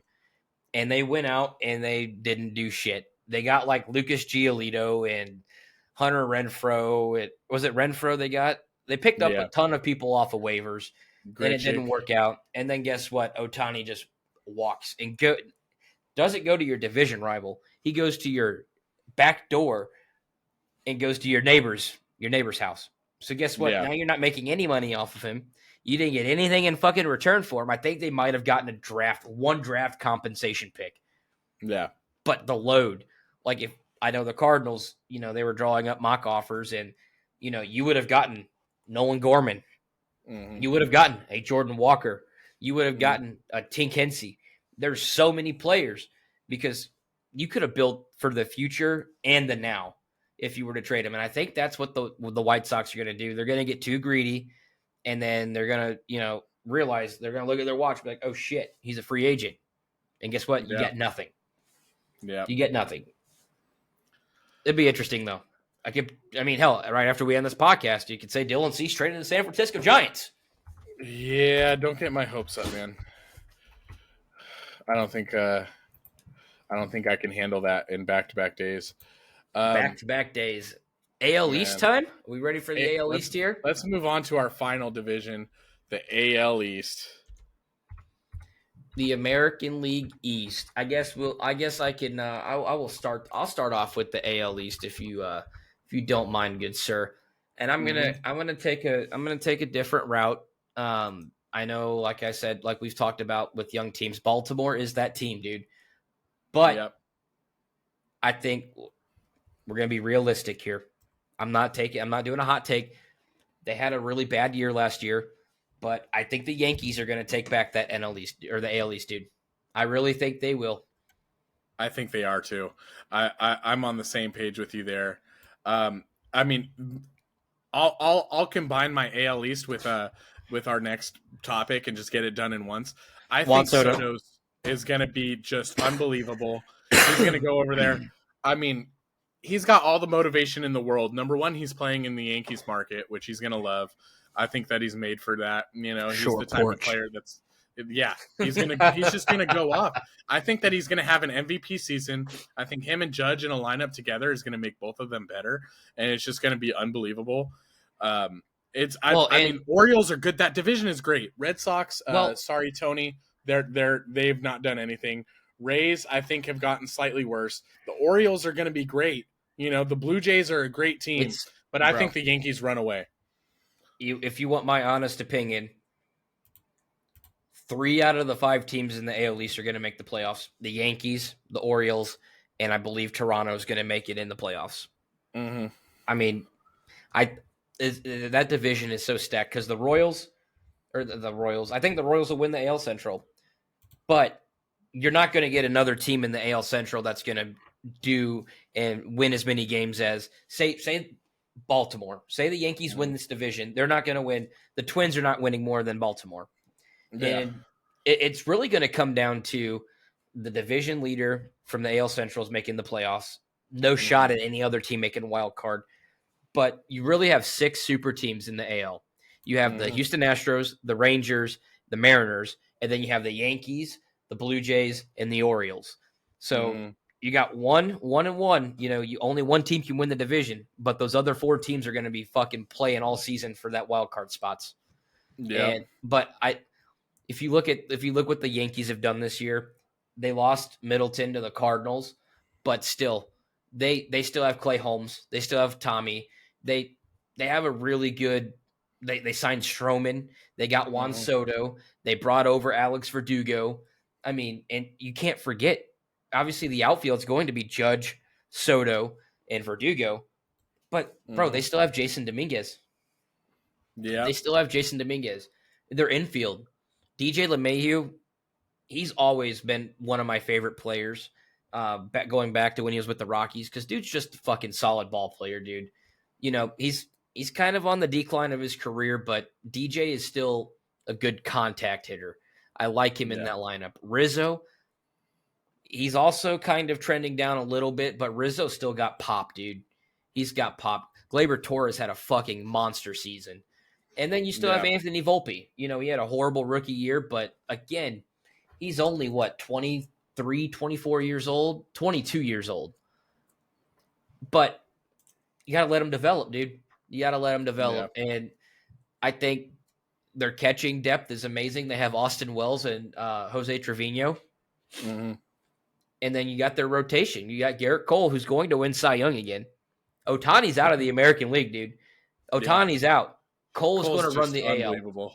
If Nestor can stay healthy, they have Nestor. They also have, they went and got Stroman. Rodon could definitely bounce back. He had a bad year and injuries. I mean, that guy, obviously I would know when he was pitching with us, he can be so good.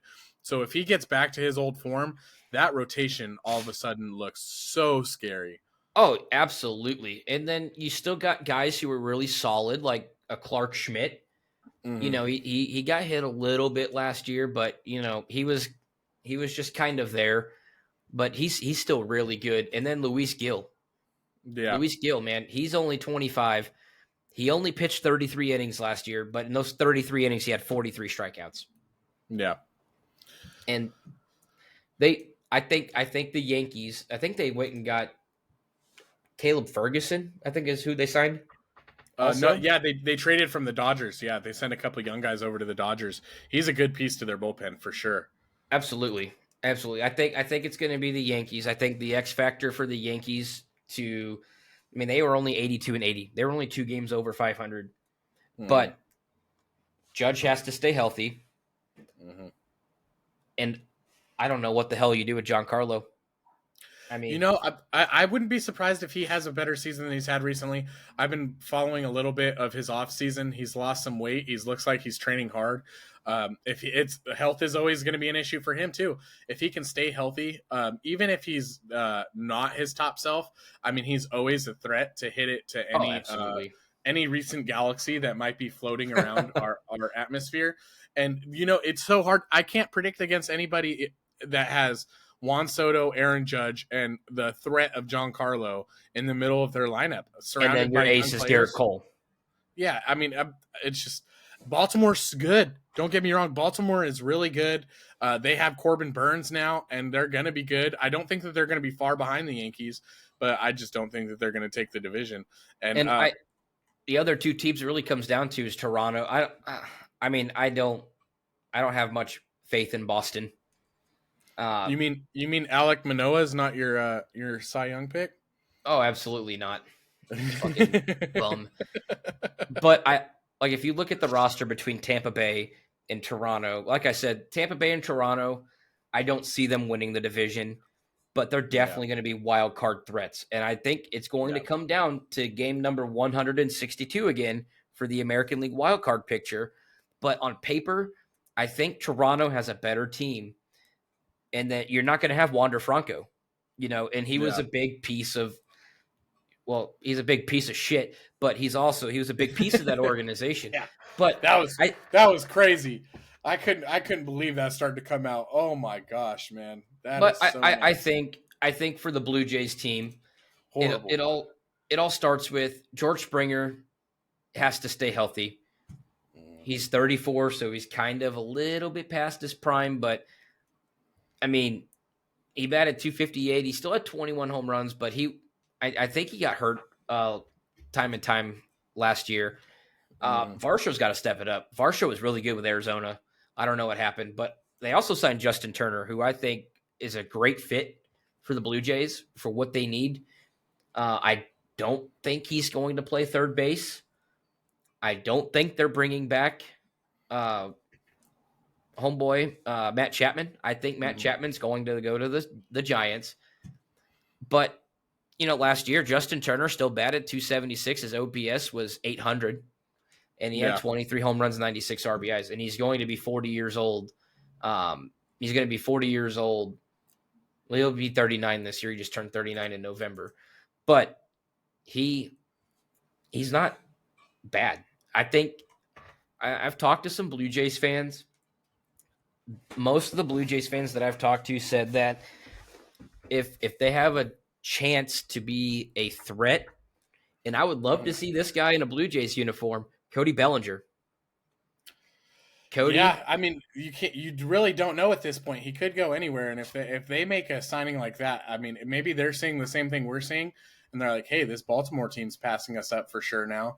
This Yankees team looks really dangerous. What are we going to do about it?" I mean, we have Vladdy and Bo, but you add Bellinger to that mix. I mean, man, that could yeah, be because really, really good.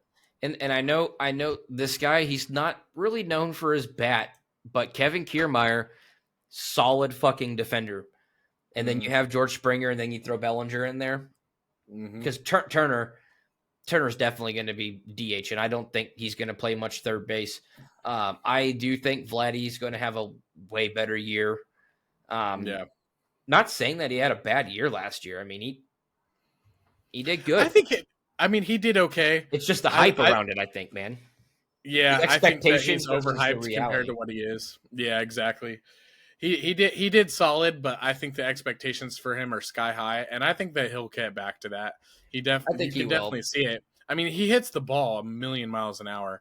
He makes great contact and just fires that motherfucker. But But I think um, I think their MVP is going to be Bo Bichette. yeah, And Bo's a great another player. another guy that I was really hoping he would play really good, and he hasn't really amounted to much, was Cavan Biggio. I really Yeah, thought Cavan was going to do something, and he's going on age 28, and he's only has 46 career home runs.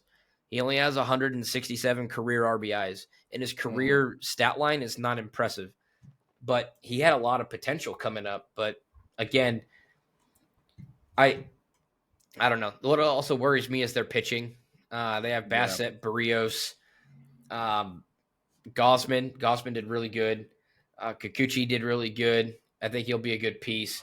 My thing is, though, Nate Pearson, he needs to it's time, like same thing what I said about Torque. Nate Pearson, he's 27 years old. His ceiling was so high, but dude, the injury bugs got him. Last year, he only pitched 42 innings. In his career, he's only pitched 75 innings. Yeah, and they seem to be betting on Manoah bouncing back. I mean, Gosman's an ace. Don't get me wrong. Gosman's incredible. Barrios and Bassett can be your 2-3 guys. They're not the best 2-3 guys in the league. They also have Tiedemann, I think is how you say his name, Ricky Tiedemann, coming up. I don't think that he's ready yet, but I mean, he might be able to come up halfway through the year. But you know that might change things a bit for them. But as of right now, the pitching staff, I just don't have a huge amount of confidence in anybody but Gosman to go out there and give you a good start every day, especially in the division that they're in. I mean, I know schedules are changed now, so you're not facing those guys as much as you used to, which is going to benefit them. As we saw last year, the AL East beat everybody. You know, they did a great job. But I mean, I just don't see them competing with the Yankees. I think that they're going to fight for a wild card, and it's really going to be between the AL East and the AL West. Who out of their second and third guys is going to want it more, and who's going to take those wild card spots. Okay, so let's move on to the AL way too early MVP picks. I mentioned mine earlier.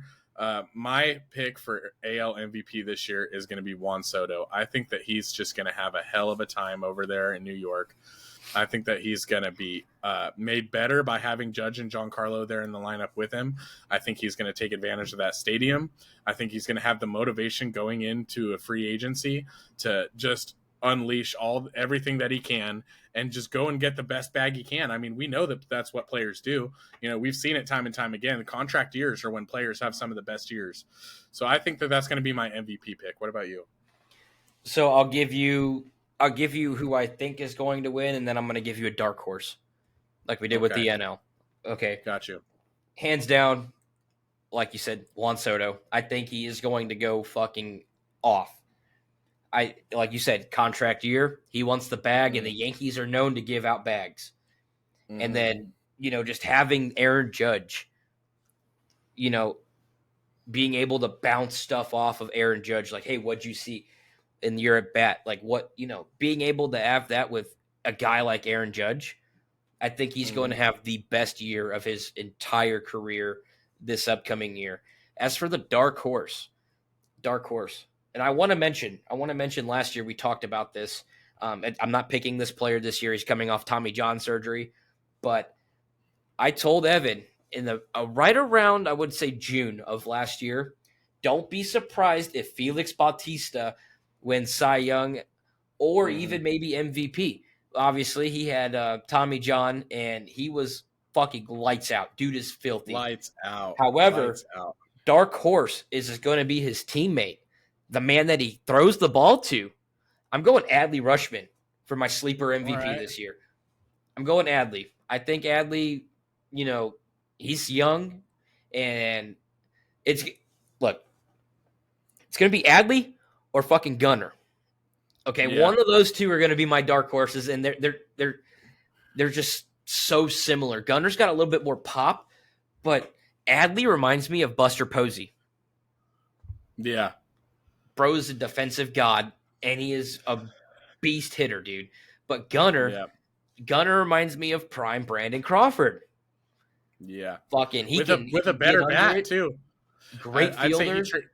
He trades a little bit of the fielding compared to Crawford for the bat, but man, is he impressive. And that Orioles team is just going to be good for a long, long time. Oh, absolutely, dude. The only thing that worries me right now is their bullpen. Yeah. But I'd say my dark horse, it's going to be a tie. Because I can't separate them. It's going to be either Gunnar or Adley as the dark horse. But I still think Juan Soto is going to just go off. I think Juan Soto is going to be the best thing since Barry Bonds. You know, You know, So I've got a dark horse and a darker horse for you real quick. a dark and a darker. Oh boy. Yeah. So I'm gonna go with my dark horse for the AL MVP is gonna be Carlos Correa. I think that he possibly could have a really big year. Obviously that didn't go into my predictions, which is because this is if it's on the off chance that it happens. Twins could be really good if Buxton stays healthy, if Correa stays healthy. I think Correa could have a huge year. My darker horse, and this is for you, Ben. My darker horse is Josh Naylor. Oh, Josh Naylor.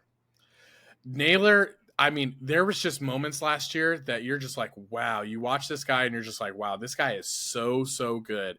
And he's still young. And this is depending on him continuing to improve. But if he continues to improve and he really stands out on that team, him and J-Ram could be really good. And I think Naylor is my darker horse. Obviously, very off chance, but he is my darker horse. So we're going darker horses now. Okay, so my dark horses are going to be Adley and Gunnar. But my darker horse, and again, nobody fucking talks about him because he plays in a small market team, Bobby Witt Jr. Go look at his stats from last year. Go look at his stats from last year. Matter of fact, let me pull them up right now for you. People don't understand because he plays on a small market team. The Royals don't play on ESPN. They play on Bally Sports Midwest, where only people from bumfuck Kansas can watch them. But last year, bro, Bobby had 30 home runs, 49 stolen bases, and 96 RBIs, and his OPS was 814. Sleeper. But, I mean, and he played really good defense, too. I don't know if he ended up winning a Gold Glove at shortstop, but he was shaky as hell to begin the year, and then the second half of the year, dude looked like prime Arenado. But that would be my darker horse. But like I said, he doesn't get enough national recognition for how good he is. They just saw I think the headline whenever they extended him was, holy shit, Kansas City spent money on a player. I don't know who the hell this player is, but they spent money on a guy. They gave a guy a 12-year fucking deal. But Bobby Witt, he's going to be good for a long time. We call him Bobby Bags before he got the bag because he's like the infield version of Ronald Acuna Jr. There you go. So high praise. It'll be interesting. Let me see. How old is he? I forgot how old he is. Let's pop it up here. He's only 23, Evan. Man. He's only 23. In his career, he's already had 50 home runs and 176 RBIs, and I think this was year 2, bro. Man. 2023 was year 2, so 2024 is year 3. And shout out Vinny P too, supporting him over there. That guy's gonna bounce back from his injury and do really well this year. He's gonna be something else, man. He's an on base machine. He's like the great value version of Freddie Freeman. You know, that's right.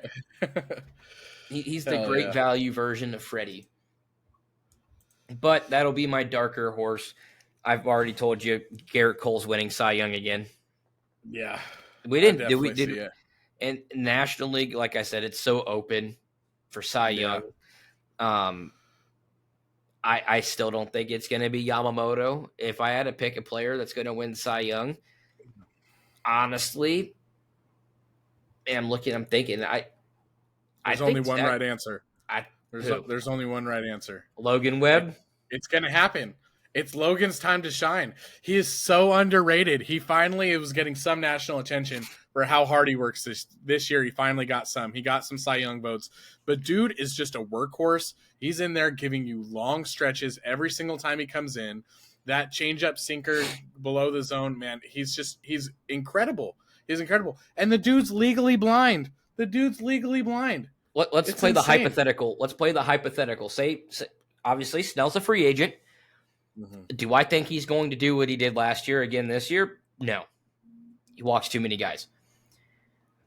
I think it's going to be between Logan Webb and Zach Wheeler.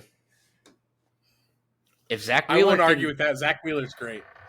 Absolutely. But there's not any, if you look, there's really not any other dominant pitchers. I mean, maybe you could take a gamble and say Spencer Strider, but if you want my opinion on Strider, I think he's going to end up having Tommy John this year. I think he's gonna hurt himself, dude. Because and my thing is too with Spencer. I'm not wishing he gets hurt or anything like that, but bro's throwing gas, and he strikes out. Don't get me wrong, he's an amazing strikeout pitcher. His shit is so fucking nasty. Yeah, but you can only pitch 5 innings because your pitch count and the weight that I think he's going to be the guy this year that ends up getting the Tommy John bug, and I'm not wishing it upon anybody, but I mean, it's bound to happen with those kinds of pitchers. Look at Jordan Hicks. Yeah. Jordan Hicks had Tommy John surgery because how hard he throws. That's just it's just with more velo. Yeah. But I think the comeback player, definitely comeback pitcher, you can't ever count him out, Sandy. I think he'll be in the mix for Cy Young. Luzardo maybe. Yuri Perez if they let him play a full season. But in the American League, in my opinion, it's a lock. It's going to be Garrett Cole, and I think close behind him is going to be Logan Gilbert. You got to put Corbin Burns there too. I think Corbin Burns say 3 at least top 5 for Corbin. Yeah, I think he's going to feel. I think he feels good. I think that they get an extension done. I'll put that out. I think that the Orioles and Corbin Burns get an extension done. I think he wants to feel wanted. I think that he had those issues with the Brewers front office when he was over there due to arbitration, and he was kind of pissed off and felt betrayed by that. I think he's going to get an extension done with the Orioles, and I think he's going to be lights out this year too. And then them telling him the whole reason for their playoff woes is because of him. Yeah. Like, it's your fault. Yeah, nuts. Bro, I won the Cy Young. What do you mean it's my fault, bro? Big L as an organization in Milwaukee on all fronts, losing their manager and the way they handle Corbin Burns. Rival, bro. Yeah.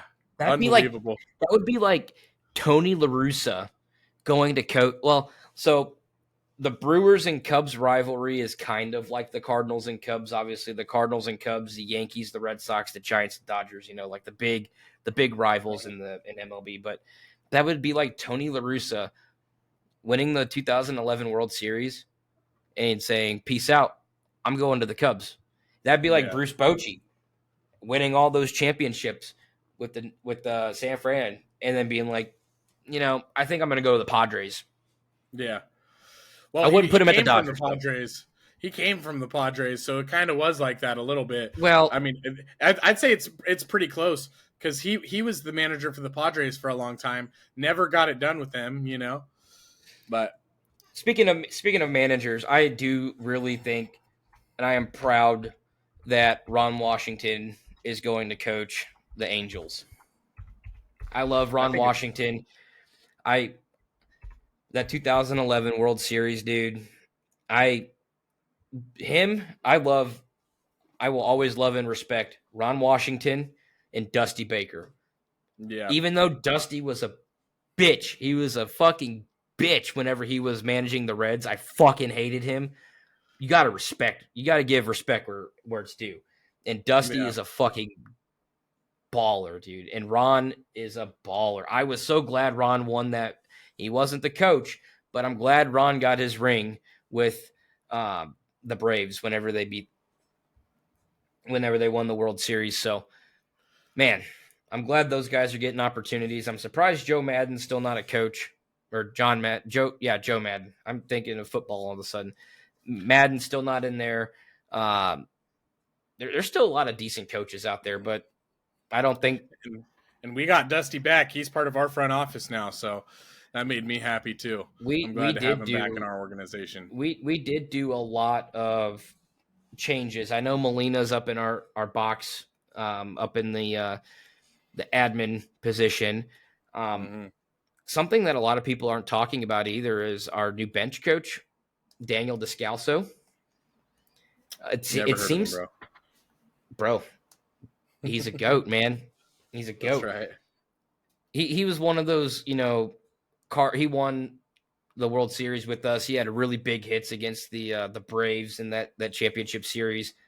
He had really big hits in the World Series. He wasn't like a flashy player or anything like that. But to bring back, veterans that played on the Cardinals, obviously he went to the Cubs and I think the Diamondbacks, and then he retired. But to bring back those types of people back into the organization, I really wish Matt Holliday stayed with us last year. Yeah. But it is what it is. But I am also glad that Skip Schumacher is doing great things for that Marlins team. I loved him at the Cardinals. The dude was so clutch. And then they got John Jay over there at first base. I loved fucking John Jay, man. I loved him so much. So it's nice to see that, a lot of those, I wouldn't call them mediocre players because they're obviously in the fucking major leagues. But a lot of those guys getting a chance to go coach, and they're young coaches. Now, our coach, Ali Marmol, he's a fucking dumbass. But, he's got his puppet master up in the press box pulling his strings. That would be John Mozeliak for you guys who don't know about the Cardinals organization. But I think we're lined up to have a better year.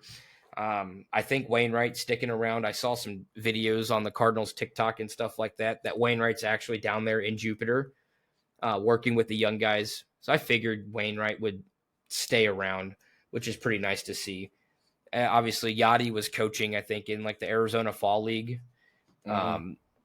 So he coached Puerto Rico in the WBC. So hopefully, if the stars align, Yachty's our manager, Waino's our pitching coach, and Pujols is our hitting coach. That would just be a match made in fucking heaven, bro.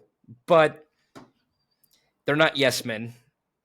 Yeah. Yachty will tell Mozeliak to go fuck himself, and then you'll get fired, like Mike Schilt did. And did Mike Schilt? Did he get a manager gig? No, he's on with the I know Padres. He left the Padres. I thought that he was in contention for their managing job, and then what's his name got him. He got the manager. He's the manager of the Padres now. That's what I thought, because he was like in their system somewhere along the lines. I think he was up a little bit higher, not on the field, but man, good luck. Mike Schilt knows what the fuck he's doing, dude. We'll see. We'll see if he can handle that clubhouse. Obviously, they need somebody that does know what they're doing to handle that clubhouse. And for my own sake, for my own sake, I hope that he can't handle it. But being unbiased, I think that he's going to do a great job, and that's just going to make the NL West even harder. But all right, I think that's going to be all we have for today. That's our first episode in. Anybody that comes and checks this out and listens, especially you made it this far to two bozos just talking about things they love. Thank you so much for stopping by and listening to this podcast. We're going to continue trying to put these out on Mondays. Maybe once we get going a little bit farther, we'll do 2 episodes a week. But for now, we're going to release one on every Monday. You can find us also. We're Twitch streamers. We play MLB The Show. We play with followers. We just like hanging out. We're on there most nights. We play all sorts of stuff, but I'm Bring Me Duh McChicken. I'll post that in the comments too on wherever all platforms that we post this, and that's Officer Brian P. So we will post the instas. We will post this everywhere that we can. This will be posted on Spotify and YouTube. We're gonna clip some stuff up and put that on Instagram, so maybe you guys will find out about us on there. Or TikTok. TikTok too. So yeah, we'll be continuing this every Monday for right now. And anything else you want to say, Brian? I think we kind of covered bases, but like Evan said, we will be posting on all of our platforms. We have X, I believe you have X for us, don't you? X, yep. Instagram. We don't have Facebook, TikTok. You guys can find us over on Twitch. We play MLB most of the time over there, and it's a good place to just chat. Like I said, we love baseball, so we're here for it. So any other breaking news or any signings or anything like that, you could check out our links. I'm pretty sure Evan's going to put it in some kind of description. But yes, we are on all social media platforms except for Facebook, because apparently on Facebook you can't make business pages anymore. I found that out the hard way. So, but for all your news and everything, we'll also post if we do make any changes to the schedule and stuff like that. So like Evan said, we're going to try to get started off small, build our audience, and then go up from there because I have a full-time job. I have kids. He has kids. He has a wife. I have a wife. So we have lives. So we're just thankful enough to be able to get this out to you guys. So I think that is all I have. So if you want to have any other closing statements or anything to add. No, like I said, just thank you for stopping by, and we'll see you next time, guys.